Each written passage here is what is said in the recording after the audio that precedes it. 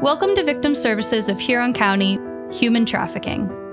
This video will educate viewers about the ability to understand and define human trafficking, identify victims of human trafficking, understand the use of social media for human trafficking, understand and identify traffickers, and understand and identify the 4 stages of human trafficking. Human trafficking is the #1 growing crime in the world, and it's not just a form of criminal activity in urban areas far away.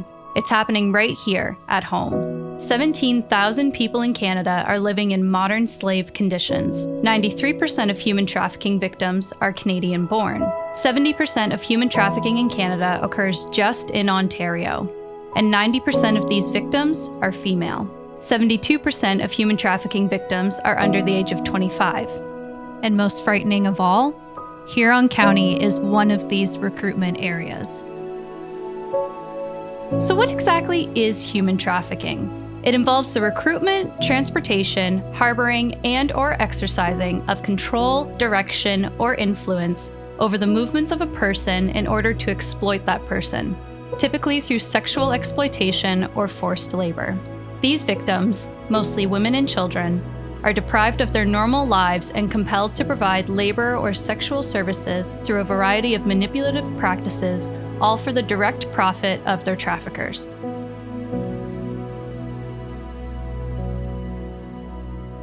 Typically, victims are individuals with vulnerabilities that make them more open to manipulation or place them into compromised situations.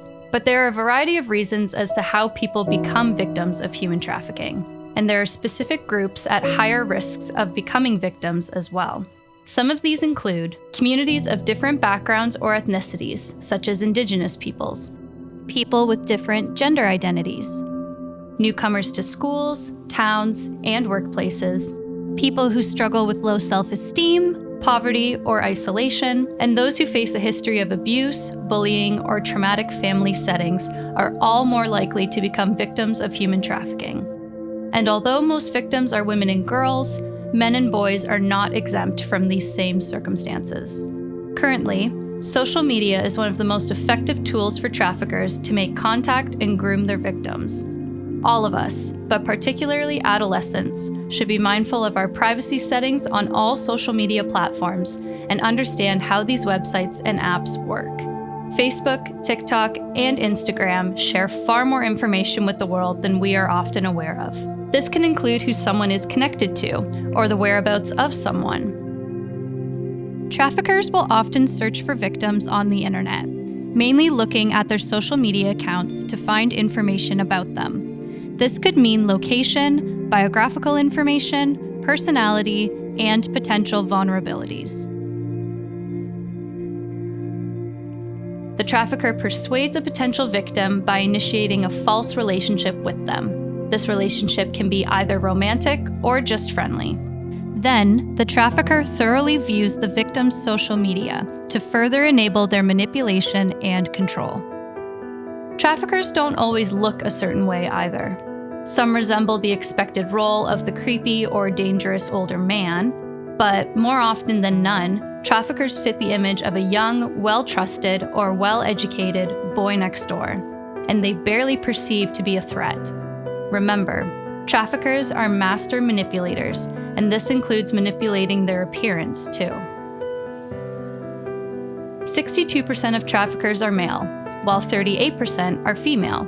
But most female traffickers are previous victims themselves, and it is becoming more common to see females involved in victim recruitment. Human trafficking is identified by these 4 separate stages, not in any particular order. The first one is luring. A potential victim will most often be lured online through messaging or texting to establish contact. Next is grooming and gaming.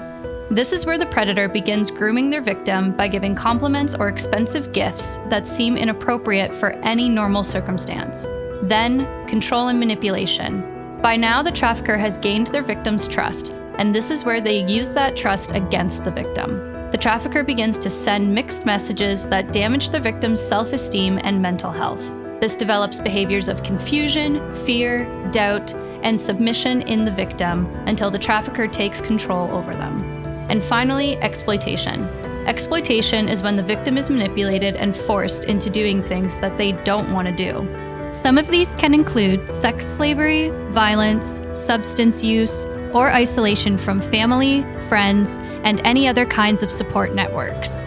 The trafficker has made the victim believe there is no one else they can turn to.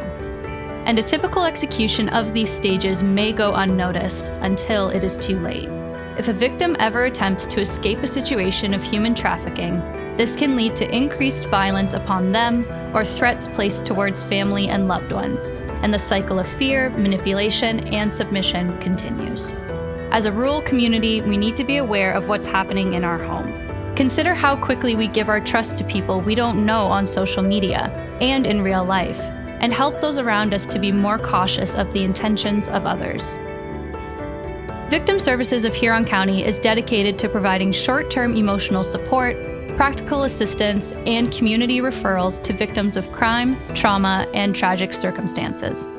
Call us at 1-519-600-4108 or log on to www.victimserviceshuron.ca.